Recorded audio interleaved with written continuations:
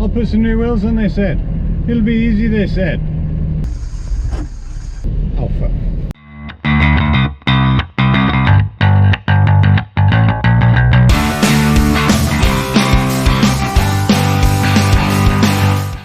So I think it's fair to say that our current wheels are really letting the car down. These are very scabby and horrible. So I've been shopping. And these, I hope you agree, are so much better. So these are proper magnesium period mini light wheels. Got them from an absolute steal off eBay. I had to snap them up. One thing we do need to consider though is how to size the tyres to put on this. So we'll pop over to the internet and have a look in how we found that out.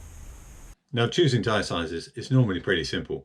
You just find out the width of tyre you need for your new wider wheels, go on an online calculator, have a little play around with numbers compared to your old tyres, and away you go.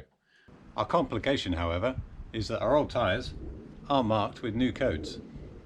Little search online and I'll find this great website that gives me all the details I need of the sizes of my old tyres, also the tyres that came on the car originally. Now that we've got the numbers we need, we can have a little play on an online calculator, and we find for our 7-inch wheels that a 215 by 70 by 15 is just the size we need. The only question now is how much money we got to spend. So before we bang the new wheels in, if you remember back a few episodes ago, we sorted out all the inner arches in the front, and as soon as we're working here, we might as well do the back. And if we edit the wheel on, you'll also see that we need to do something about this.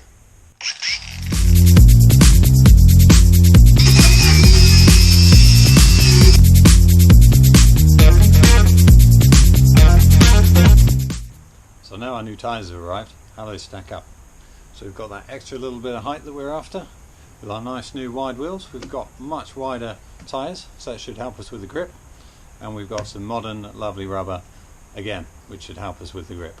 Because these guys were pretty terrible, especially in the wet. Thankfully, in the tyre size we were after, we had quite a few options, because there's a lot of vans and SUVs running around with these size tyres on. So in the end, I went for some Hankook Dyna Pros. They're a little bit more on the affordable side compared to quite a few other tyres that are out there, and these ones are actually in the weight class of SUVs. We could have gone for van tyres, they're a little bit more expensive and they're not really suited to this weight of car, so we actually went for the SUV ones in the end. Yeah, I know, they're not period correct tyres, they're tyres for your mum's daily driver, but hopefully one day this will actually be my daily driver. So that's the sort of tyres I'm actually after for this car. Also, they're only 400 quid and not 1300 quid.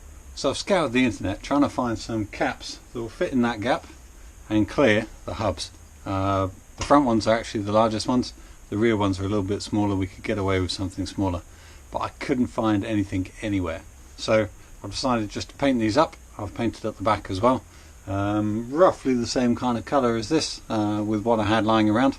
And also I thought I'd treat myself by upgrading these horrible manky old wheel nuts to some lovely shiny cheap Chinesium crap that I found off eBay, but they're only wheel nuts, so who cares.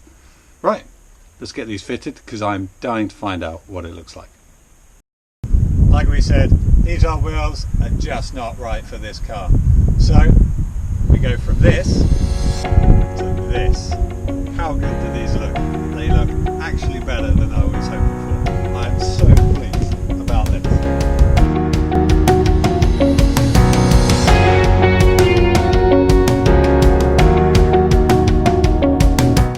So our new wheels are great and all, but unfortunately I found out when we come to a speed bump, this happens.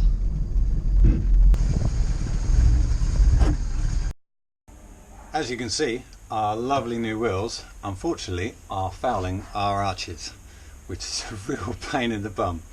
Now what I'd really like to do is actually get these arches extended a bit like this fella here. Give us a nice race car look, subtle race car look of course. However, that's going to cost probably a couple of grand that I don't really have to spend at the moment. Or will at least get in a lot of trouble if I do spend. So, now it pains me to say it, I think I'm going to have to borrow a trick from the car modifying scene. I've had the guys at work machine me up a couple of spaces. So let's dive in and see how these might fix our problem. So this is the top wishbone of our front suspension, lovely and powder coated, as you can see from our previous videos when we did all of this. Now this guy actually has some adjustability in it via these spacers here, which can set the angle of our hub and therefore the angle of our wheel. That angle is set with these spacers here, and these new machine ones that I've had done by the guys at work are just going to go in there and push the top of the wheel in to hopefully clear this arch. So the avoidance of any doubt, yes, I am going to stance the 1964 Jaguar MK2, but I hope only by a little bit. It's not going to go mad bozo style. We're just going to see if we can pull her in enough so that we don't rub these arches. Now we're probably going to have to borrow a tool from a friend and start to try and roll these arches in, or roll this inner lip in. But before we do that and end up cracking all the paint and all that, let's see if we can just bide ourselves a little bit more room.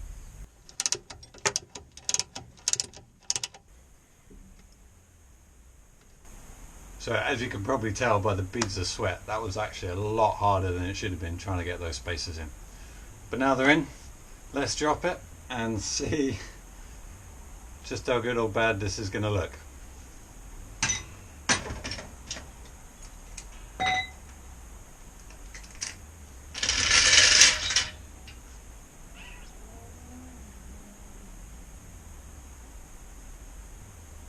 It almost looks like it's pulled the wheel out.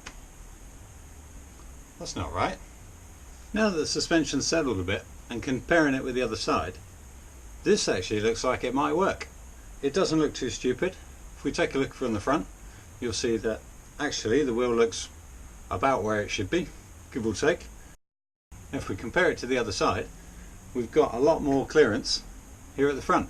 So even though it might sound stupid, and even though you guys thought we were going to go for mad bozo style, this might actually be the ticket. So I think I'm going to make up some more spacers for the other side, put that on, and let's go for a ride.